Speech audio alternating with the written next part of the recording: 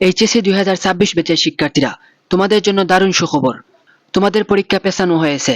তোমাদের দাবি অনুযায়ী জুনের পরিবর্তে জুলাইয়ে অনুষ্ঠিত হতে যাচ্ছে তোমাদের এইচএসসি পরীক্ষা। তো আজকে আমরা জানবো তোমাদের রুটিন কখন প্রকাশ হবে এবং তোমাদের জন্য আর কি কি সুখবর রয়েছে, সবগুলো আজকে আমরা দৈনিক শিক্ষা .com এর এই প্রতিবেদন থেকে জানবো। তো ভিডিওটি শেষ পর্যন্ত মনোযোগ দিয়ে দেখো। প্রথমেই আমরা এই প্রতিবেদনটা পড়ি। প্রথমেই দেখো, চলতি 2026 খ্রিস্টাব্দের উচ্চ মাধ্যমিক অর্থাৎ এইচএসসি ও সমমান পরীক্ষা 2 জুলাই শুরু হবে। এ তারিখ অনুযায়ী রুটিন প্রস্তুত হচ্ছে, অর্থাৎ তোমাদের রুটিন প্রস্তুত হচ্ছে এই 2 জুলাই অনুযায়ী। এ রুটিন খুব শীঘ্রই প্রকাশ করা হবে। শিক্ষামন্ত্রী ও প্রাথমিক গণশিক্ষা মন্ত্রী ডক্টর আ.ন.ম এহসানুল হক মিলনের সঙ্গে শিক্ষা বোর্ডের চেয়ারম্যানদের মতবিনিময় সভায় এ সিদ্ধান্তটি নেওয়া হয়। শনিবার সচিবালয়ে আসন্ন এসএসসি ও এইচএসসি পরীক্ষা সুষ্ঠুভাবে গ্রহণের জন্য যে মতবিনিময় সভা হয়, সেই মতবিনিময় সভায় এই কথাগুলো উঠে আসে।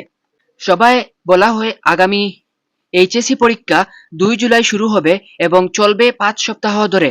এটা তোমাদের জন্য একটা দারুণ সুখবর, কারণ প্রতি বছর তোমাদের এইচএসসি পরীক্ষাটা 4 সপ্তাহের মধ্যেই নেওয়া হয়, কিন্তু এবছর তোমাদের জন্য 5 সপ্তাহ বরাদ্দ করা হয়েছে। তাই তোমরা প্রতিটি পরীক্ষার আগে প্রস্তুতি নেওয়ার জন্য অনেক সময় পাবা। এটা তোমাদের জন্য দারুণ সুখবর।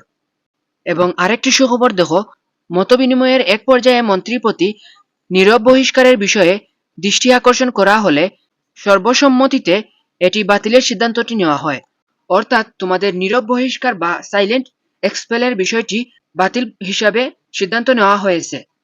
এরপরে দেখো, পরীক্ষা নীরব বহিষ্কারের পুরো ধারাটি শিক্ষামন্ত্রী কি কি বলেছেন সবগুলো এখানে লেখা আছে। এগুলো তোমরা পড়লেও পড়তে পারো, না পড়লেও কোনো অসুবিধা নাই।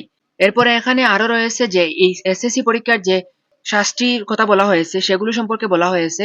এরপরে এসএসসি পরীক্ষার আরো সিকিউ এমসিকিউ সম্পর্কে আরো বিস্তর আলোচনা করা হয়েছে। সেগুলো তোমাদের জন্য গুরুত্বপূর্ণ নয়। তোমাদের জন্য যে গুরুত্বপূর্ণ বিষয়গুলো রয়েছিল সেগুলো সম্পর্কে আমি আলোচনা করেছি। তো পরীক্ষা পিছানোর বিষয়টি তোমরা কিভাবে দেখছো এবং তোমাদের এই সুখবর সম্বন্ধে তোমাদের নিজেদের মতামত জানাও। এভাবে সকল ধরনের আপডেট সবার আগে পেতে আমাদের চ্যানেলটিকে সাবস্ক্রাইব করে পাশে থাকতে পারো। তো দেখা হচ্ছে নতুন কোনো ভিডিওতে। সবাই ভালো থাকো, সুস্থ থাকো। ধন্যবাদ সবাইকে।